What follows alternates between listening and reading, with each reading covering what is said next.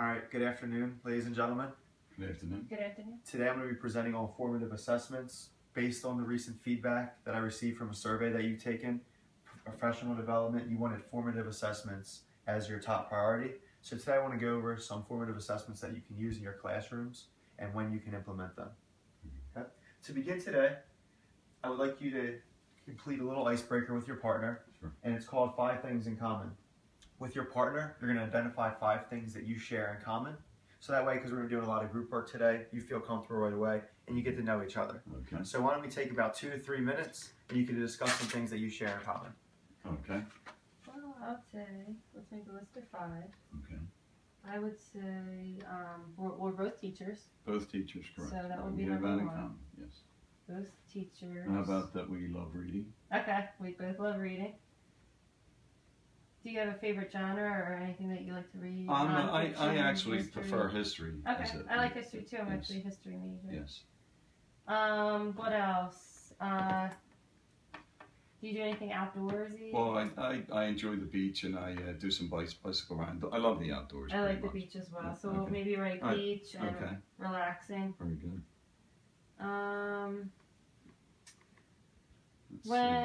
How about your birthday? When's your birthday? I was born in April. Oh, okay, me too. Oh no. Awesome. Okay. So we both So born in April. Summer April. That's okay. neat. Very good. And the last one is, what can we say for number 5? Something. Do you follow sports at all? Yeah. Do you ever follow the Philadelphia Eagles? I do. I like the Eagles. Okay, I'm a big Eagles fan also, so Awesome. we could. All right. All right, and then Eagles. All right, very good. So we got 5 things.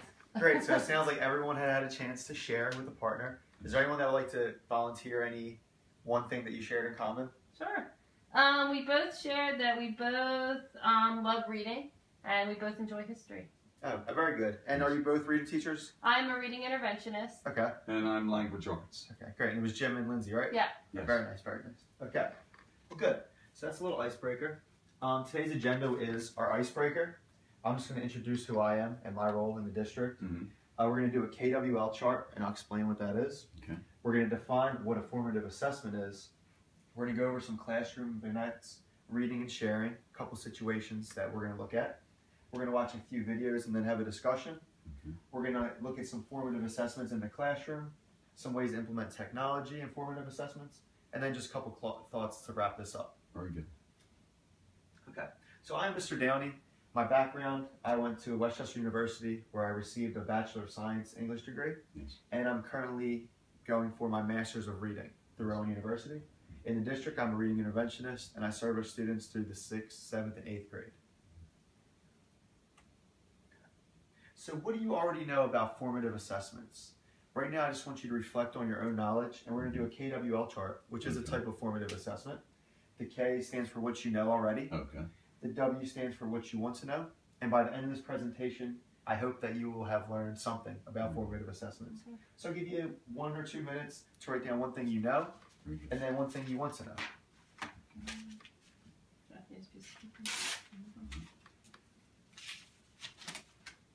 About formative assessments. Yep. I know.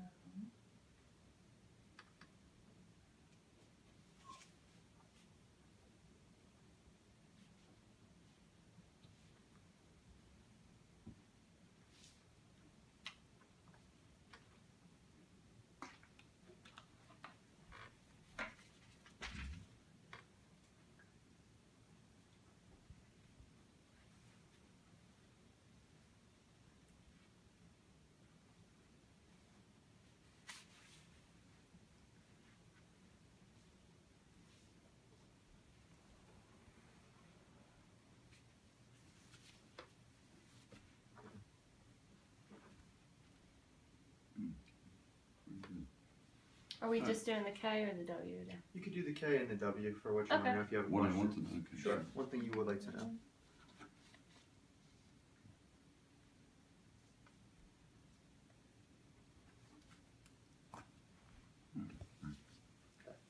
All right, great.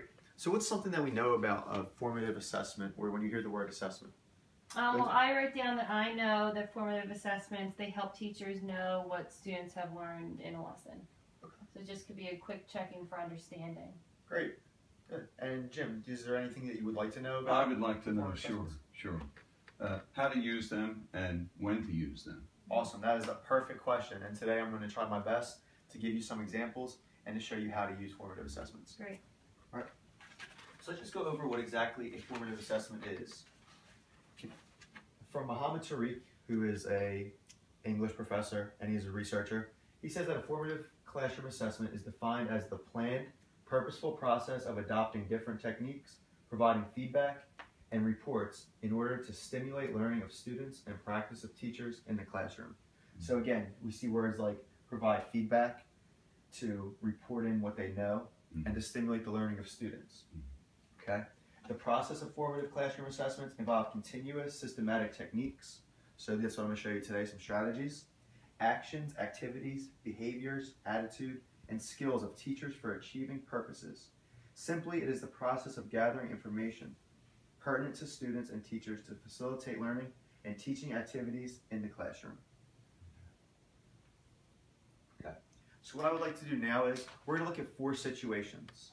Okay, and this comes from Carolyn Wiley. Her work, she works for ETS, and they do a lot of the standardized testings, a lot of high stakes testings.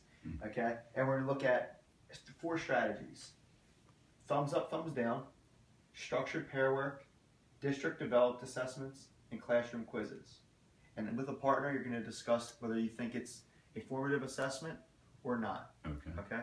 And I just want to go over a formative assessment. Think of a quick report on what the students knows. So you can do a formative assessment very quickly, maybe 1 to 2 minutes. A summative assessment, think of it's the sum of everything the students have learned. That's like the major test that you had at the end of a unit. Everything you learned. So formative is really quick to inform you. Summative is the summative or the sum of all. Okay? So this first situation, thumbs up, thumbs down. A high school biology teacher frequently reads aloud a prepared biology-related statement, then asks students to hold their hands under their chins and signify whether the statement is true or false by showing a thumbs up for true or a thumbs down for false. So they ask a statement, if it's true, thumb up, if it's false, thumb down. Okay? Depending on the number of students who respond incorrectly, the teacher may have students present arguments for both sides. He may pair students and ask them to discuss the concept further, or he may decide that he needs to present the same concept using a different representation or instructional approach. So do you think this is formative or not formative?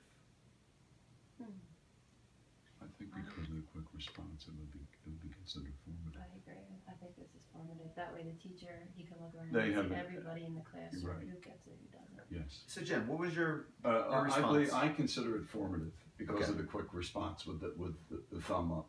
The teacher is able to gauge that whether or not the students are apprehending what he's presenting. Exactly. It's a fast assessment, and this is considered a formative assessment because he's able to get instant feedback, whether he needs to further explain when he can see whether students know it or I have to go back and redo it.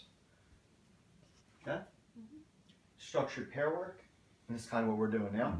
Each student is given an appointment clock and is required to make an appointment with 3 other students for discussion later in the lesson.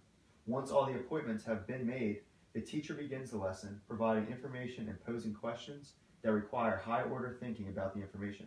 The students are asked to reflect on the information and to answer specific questions. Then the students go to their first appointment and spend approximately 15 minutes sharing their thinking as it relates to 1 or 2 of the posed questions. As students work with their partners, the teacher walks around and notes common misunderstandings and gaps in understanding. Okay.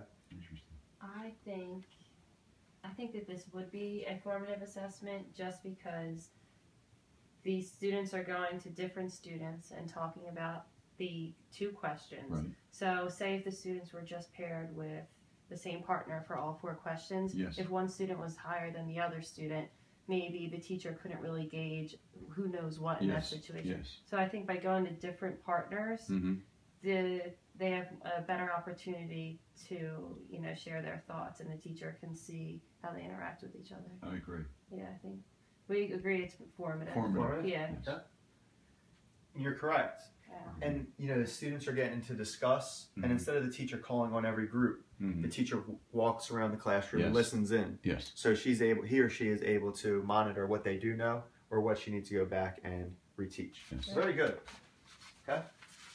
A district developed assessment. Now we all know what these are. These are the tests that kind of follow our curriculum, and we teach our students throughout the year to master these tests and the skills. Okay. So they're monthly exams that are to be administered to all students at the end of each of the school year's first 8 months. The exams are based on state authorized curricular goals for the grade and subjects involved. Because district administrators insist that teachers send results of these tests home to parents, all teachers do so. Yet because the content covered by the monthly test typically doesn't coincide with what is being taught at the time the tests are administered, teachers rarely alter their instruction based on students' performances on the monthly exams. Okay. So what do we think about this one? I don't know. I think it would come under the substantive more, where it's a group, Like a it's a summary summative. of what they've learned. I believe it would be a little bit more than the formative, the quick response. Because it's going over the first 8 months. What did they learn Right. over that long extended time? The teacher's really not getting any feedback to improve the instruction immediately. Excellent. And yeah, exactly, because it's that huge sum test, Yes. it's often hard for the teachers to modify their instruction because once they get past this huge test, it's hard to go back and really fill in what the Yes. students need to know. Yes. All right. And the last situation, a classroom quiz. Okay. So during a unit on photosynthesis, the teacher administers a weekly quiz that addresses all of the material covered for the week. The quizzes are supposed to motivate students to study for the summative unit as well as provide students with a sample of the types of questions they may encounter on the unit test. Now this one's a little bit tricky, Yeah. okay? So discuss with your partner, what do you think? This is tricky because they say it's a quiz. Yes. So I think, she's breaking the unit up and, each week they're given a quiz. Mhm. So maybe it would be formative Mhm. because she can get the feedback every week. But I don't know if formative means weekly or daily or Well, instant. See, to I me, don't they're know. still trying to assess what the students are grasping Right. in the lesson. So I would consider it formative. Okay, I agree. So you think formative? Yeah. Yes. Okay. So let's see. All right, so this one is actually not an example of a formative assessment. Okay. Now, when I first read this, because when we give quizzes, Right. we usually check back and see. Right. In this situation, the teacher doesn't mention that they're going back to modify and see what the student learns. So they're just kind of trying to give them what's on the summative. All right, but that is a very tricky one. Okay. But it's also a good way, to realize, am I giving quizzes to assess what they know, Yes. or am I trying to prepare them for that summative test? Yes. All right, we did an awesome job with that. 3 out of 4 is Okay. excellent. Thank you. Okay. So, what we're going to do now is how to use formative assessments in the classroom, because this is what the big focus is. So the use of systematic measurement of progress is designed to help teachers consistently keep track of the skill levels of students so that they can design and deliver instruction at each student's level of readiness. And that's from Bob Sorensen, who is a big researcher in formative assessments. Okay, so we're going to look at some examples from a book, 25 Quick Formative Assessments by Judith Dodge. These are very simple formative assessments you can implement in your classroom. The first one is going to be an actual video, and we're going to get right into that. All right, stoplight method. You might know these as exit tickets or stop and jots, and you're going to see how this teacher implements this into her own classroom.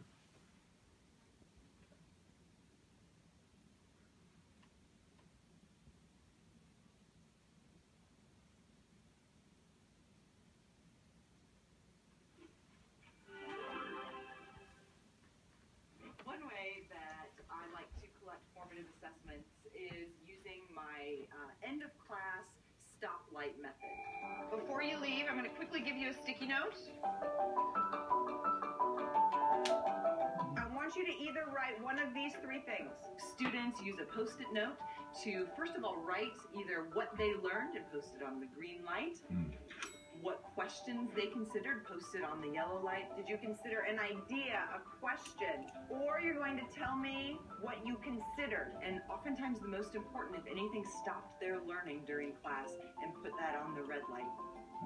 Really helps me understand not only what went well during class, but also what I need to do to prepare for the next day. So why don't you talk to your partner? What is one positive thing about this method, and what's something that can be modified to make it more effective?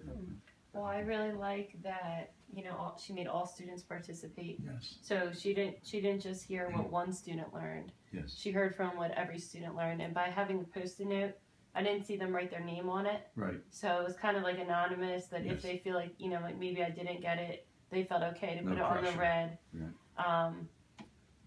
And I think this could be modified maybe through making it like more personalized. Maybe they could have it like on their desk or something, so that she can use this, you know, on a regular basis throughout the lesson, maybe during a lesson. I don't know, just an idea. Okay. Good. I really like the discussion that I heard. You know, it is, and you know, you don't really know who it is, so students feel more comfortable, you know, showing what they do know, Yes. what they had questions with, and what they don't understand. So the student's not put out there like on the spot, Right. unsure. And I like how you said how to modify it, because if students leave it on their desk, maybe the teacher can see who needs help with what, Right. so she could address that with students or maybe pair them up. Okay. So I do like your approaches for that. Thank you. So Quick Write, this is another formative assessment. Quick Write is a brief timed writing activity. You give students 2 or 3 minutes to reflect on and summarize their learning, and writing allows them to make sense of what they have been studying. Okay, so students can just quickly summarize after they read an article or after you give a lecture. They can kind of write down in their notes, you know, what they got from it, and then compare with a partner. You could also have students record their Quick Write on an iPad or webcam. So maybe a student is really good at typing. Maybe you give them a laptop or a iPad and they can do that. Or maybe even record themselves verbally, give them back the summary. An SOS summary. This summary can be used before or during a unit to assess students' attitudes, beliefs, and knowledge about a topic. It can be used at points throughout a unit or lesson to assess what students are coming to understand about the topic.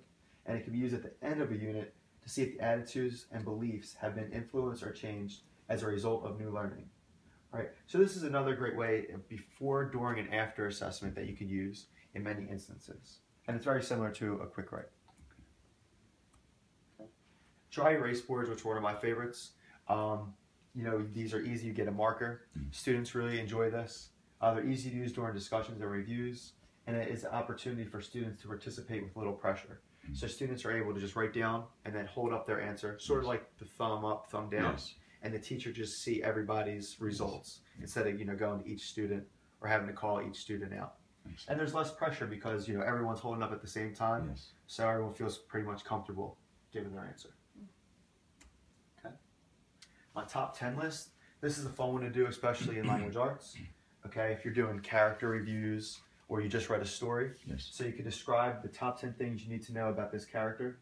You can include their attributes, quotes, what others say about the character, what others think about them, their actions, and what conflicts the character has, maybe what you think they look like based off the descriptions. And that gives you a visual maybe of this character that you're reading about and studying. In regards to technology and formative assessments, several studies have investigated the effects of online formative assessments, all indicating that students participating in the OFA had higher scores on subsequent summative assessments. So using technology really helps boost up students when they get to their summative.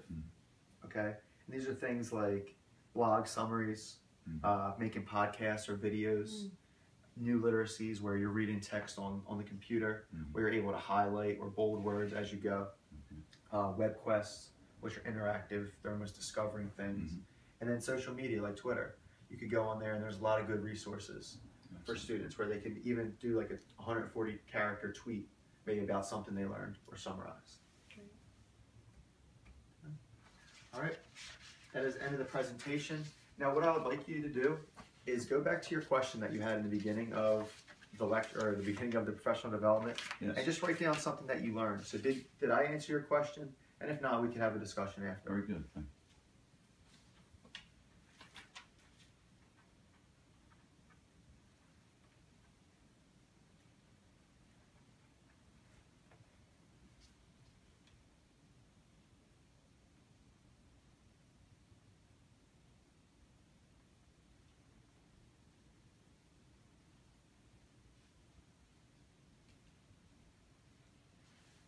All right, I think we're ready. Okay. So, Lindsay, would you like to start? What's one thing that you learned today? Sure. I learned that formative assessments could just be a quick and easy way to assess students. There's a variety of things you could do, like a quick write. I think I'm going to use that one in my classroom, especially with my older students, my fifth graders. I love the idea of using the iPad or like a webcam to record themselves. And I really think I've learned the difference between formative and summative too, because when we did the example about the classroom quizzes, I really feel like I understand now the difference between the two and how to use them. Excellent. Jim, was there anything that Sure. you took away from today? Yeah, I really liked the quick assessment where you're able to obtain knowledge of how the students are understanding the lesson before, during, and after the class. Actually, So I like that concept, and I'd like to learn more about that and continue.